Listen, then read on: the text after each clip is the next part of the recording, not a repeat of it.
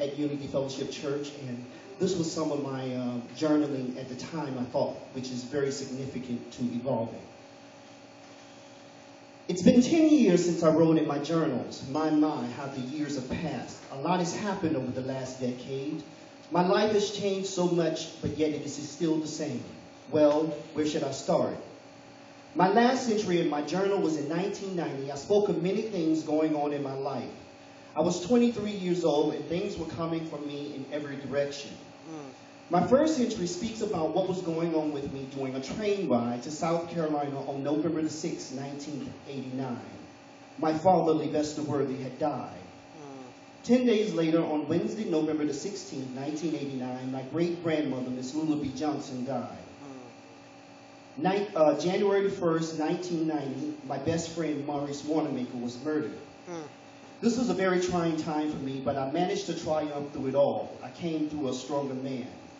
By the middle of April of 1990, I got some of the best news of my life. I was going to have a son. My son, I like the way that sounds, my son. He was born December the 10th, 1990, one day after my birthday. His name is Wesley Francis Small. I was a proud man. My life was at its highest point.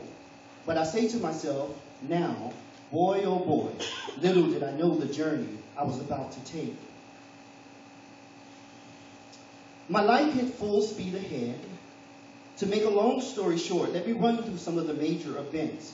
As for my son, I only saw him up until he was 6 months old. I have not seen or heard from him or his mother up to this day. I did become a foster parent in 1990 and took care of two boys, 7-year-old Nathar and 16-year-old Leon. I managed to get a good job at the Daily News. I opened up a club called Club Juno. By the end of the year 1991, things had yet changed again. My grandmother, Miss Willie Bell Worthy, died on February the 12th, 1991. The end of the year was approaching. It was around September or October of 1991. The club was going well. Nathar was doing well. My son and Maria and his mother were nowhere to be found. My life at this point was under control. And then the unexpected happened. There was a fire at the club. Not a major fire, but enough to do damage. Once again, things began to change. My soul began to feel sad about what I had chosen to do and how it was all falling apart. Everyone who I thought were my friends were nowhere to be found. Nathar had now gone to another foster home. I had quit my job at the Daily News. The club needed repair, and all who were there weeks before had now moved on. I once again was on my own. I sit one night with my thoughts, thinking about many things and many people. One person came to mind that I had met that year. I remember thinking of this nice, quiet young man who I'd spent a few nights with from time to time. Whenever I got stressed and wanted to get away from it all, I would sometimes turn to him. Our relationship was platonic. We loved lying next to each other in the safety of each other's arms. When we got together on these nights, I remember thinking, I hope the morning never comes. On this night when I was sitting with my thoughts, I never made that call. I made another decision. I was going to move out of New York. I was going to Atlanta. And within 4 weeks, I had sold everything I had, and off to Atlanta I went. Atlanta was an experience in and of itself. For the most part, I did well. Everything went as planned. But I was not happy. I got a good job, met a young man who had moved to Atlanta from Kentucky. Things began to be a little better with my spirit, but my soul still yearned for more of whom I wanted to be. At the time, I paid no attention to my soul, what my soul wanted, so I kept on the path I was following, and far too soon I encountered an experience I did not expect. I got into a fight and ended up in jail. My jaw was broken, my face was cut, and my spirit hit an all-new low. My path was hitting rock bottom. Wow. After getting out of jail and going to the hospital, I woke up in the recovery room, not knowing what had happened. I made another decision that day. I was going to live. I was going to get better mentally, physically, and spiritually, so I called upon the ones who I knew was there with me all the time. My mother, father, everything God. Amen. Little did I know, he had already said, And so it is. Mm-hmm. Now with the three important people in my life, me as my observer, God is my guide, and Chuck was my caretaker, I started the new assignment to my life. After surgery, my mouth was wired together. I hadn't eaten for 8 weeks. I had lost half my body weight. I became unable to live with it. I was mad. I couldn't understand what was wrong. It got harder as each day passed. But one thing always stayed the same. I watched and observed myself. God guided me, and Chuck took care of me. Now about 12 weeks had passed. One day I was sitting home alone with my thoughts. Something came to my spirit. It said you needed to move on. This time, I decided to listen to that inner voice and ask questions. I wanted to find out what I needed to do and where was I going. One day, I was having a conversation with Chuck and I told him about my idea to move on. He responded, "Let's go to Kentucky." The days following that conversation, I continued to observe myself and listen to my inner thoughts. Many things came up. Often I got afraid. I knew in the back of my mind that I had come to Atlanta to die. What was I going to do and where was I going to go? I had never been to Kentucky. What was there for me? I told myself I couldn't go back to New York. It's the last place I needed to be. All these questions came to my thoughts, but I followed my spirit, and within a few weeks, we were in Kentucky. Again, how and where my journey was going to take me, I didn't know. During the next 5 years, a number of things happened. My relationship had its ups and downs. Chuck began to question the relationship. He could not understand the newfound power I had about myself. I was beginning to change in some ways that even I didn't understand. Looking back on the experience, I now know I was about to make another move. Chuck moved out. I came home one day. The first thing that I noticed is the sofa was gone. I fell to my knees. What was I going to do now? The world that I had built, the place that I had subconsciously built in my mind in order to die, crumbled in ruins. Oh my God, I spiraled into a deep depression. I was now ready. I had nothing, no dreams, no hope, no love, no family, no money. My thought behind the thought had now manifested itself. I lay in my bed one night and I prayed. I prayed that I would never wake up again. But instead of closing my eyes and dying, or even going to sleep, I stayed up all night. I cried. I cried a long time. I stayed up all night crying. If I remember right, I cried a long time. I stopped eating. I stopped going places. Life was over for me. I was ready to die. I knew that if God didn't call me home, I was surely going to kill myself by depriving myself of anything that had to do with life. So I waited, and nothing happened. And then I remember one night I prayed again. I said, "Lord, what's wrong? Why have you not called me home? Where are you? Why have you forsaken me?" I remember just as clear as day the thought after the question. He said, "I've been waiting for you to call. You see, I have given you free will. I cannot interfere with your choices unless you call upon me to help." Oh God, for the first time in about a year, I understood. I knew what I had to do. I felt the presence of life when I heard that inner voice. Home was not heaven. It was New York City. My journey was taking me back after all these years. I was going back to the place that I had run away from, the place that I had feared the most, New York City. I arrived at Penn Station on a Greyhound bus sometime around the summer of 1997. I had gone on a long journey, but I had made it back. Many things were going through my mind. Have I made the right decision? Where was I going to go? What was I going to do? I ended up in the village looking across the water at New Jersey. I felt bad. I looked bad. I had nothing. But I knew God had a plan. I knew I was a fighter. I began to close my eyes more often. I wanted to feel more of what I was feeling. I wanted to hear what was being said. Something was happening. Something was changing. Being back in New York was giving me life again. The one thing that I had feared would take my life was now giving me life. I ended up staying with a friend in New Jersey. I began to rest. I took a lot of time out, and I talked with God. A few months had passed. I was getting out more often. I bought myself a new wardrobe. I was trying to look good. You know how the boys are in New York. I say the girls in New York. By the end of the summer, I had really gotten myself together. I had started a new business with my friend Michael. I was going to the gym and hanging out at the beach, walking up and down Christopher Street 3 or 4 times a week. Still, things were changing for the better. I met up with an old friend, someone who I'd known from the very first time that I came to New York in the village in 1984. We became like brothers and soon became roommates. I was walking with my roommate in the village one day, and to my surprise, guess who entered my life again? If you guessed the young man whom had comforted me years later, you're right. All these years, he had never entered my thoughts.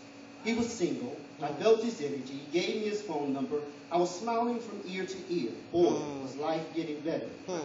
As my roommate and myself walked away that night, I told him something had changed in New York. Something was different. Something was different about me. I was beginning to understand what my journey had been about. He told me about his family in this place called Unity. I was intrigued and kept listening. It all came together the first day that first Sunday I walked into Unity Fellowship Church. Now let me tell you the point of this story. Let me tell you what it all means and what I understand about my life and whom I'm choosing to be. These experiences has taught me so much about myself. I understand my life and whom I'm choosing to be. I understand who God is and who I am in relationship to him. The best thing about this relationship with God is that this is only the beginning, the Omega. The Omega is yet to come. God is love and love is for everyone. These words are so big that it's hard for the mind to conceive just how profound such a simple statement can be.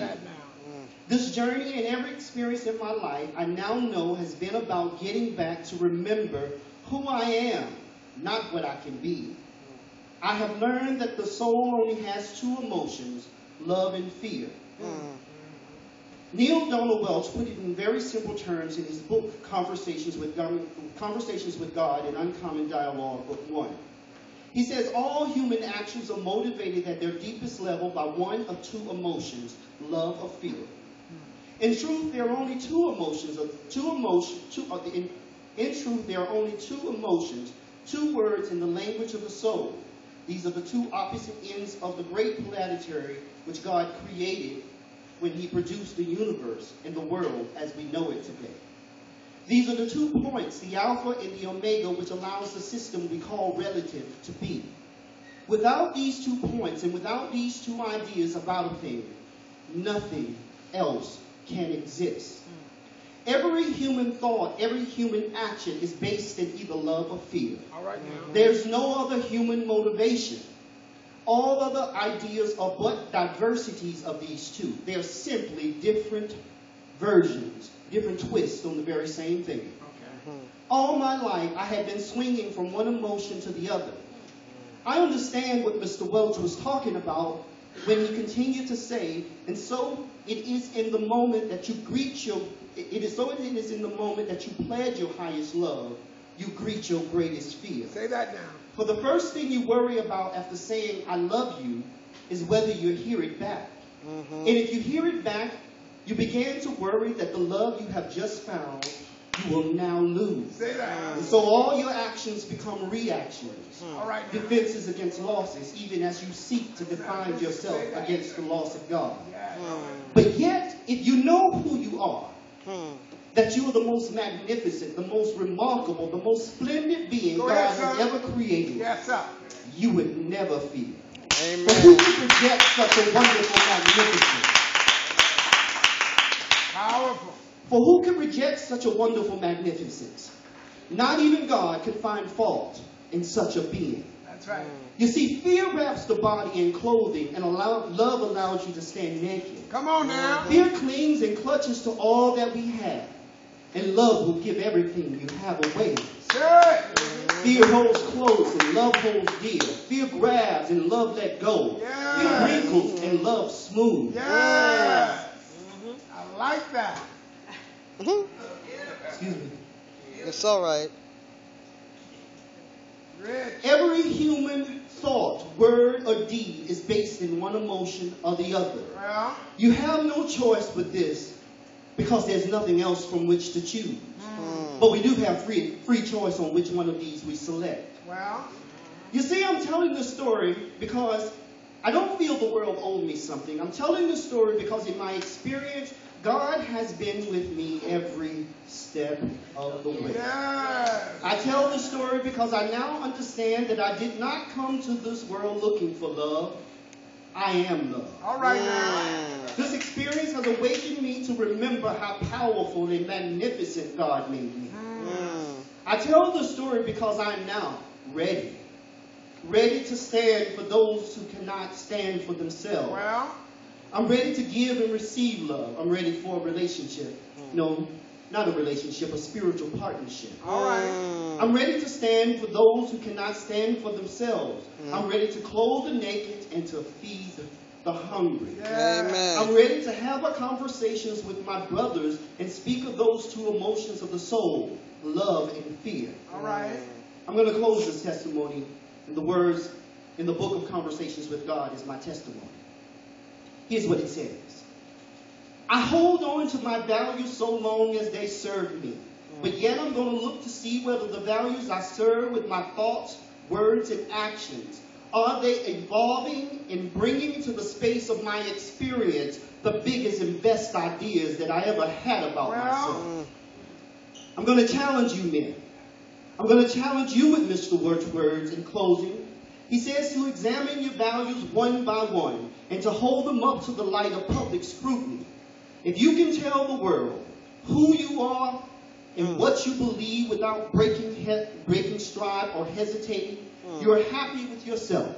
And there will be no reason much further to continue in this dialogue because you've created a self and a life of self which would need no improvement. But I challenge you. I challenge you to stand with me as my friend, stand with me as my brothers, stand with me as my lovers. Whatever you do, take a stand in love. I am created in the image and likeness of God. And I'm going to use my power to take a stand and say, and so it is. I read this excerpt from my autobiography because in some ways it reminds me of that 15-year-old whose body was found in the Hudson River. You see, I made it through my journey. I was able to find people and places that loved me. But the young man who, in the article, his last words were, "No one loved me."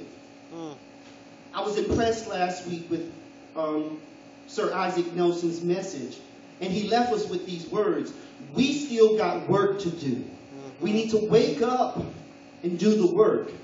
There's so many young men out there who are still looking for us to be the lead as the first generation of men to move through this world as free people. And I so much, if you look, I don't talk a lot about my life, but if you look at my life, I spend most of my time doing the work. I'm so proud of my sons that are here today. We have Emmanuel who's here, beautiful. We have Anthony who's in the back. And Malachi is probably somewhere sleeping. God is wondering. So this is the work that I do. This is the work that we got to do. I hope my testimony, I hope what I've shared to you has been some pleasure to you and will help us do the work. Keep me and my family in prayer. God bless you. Amen.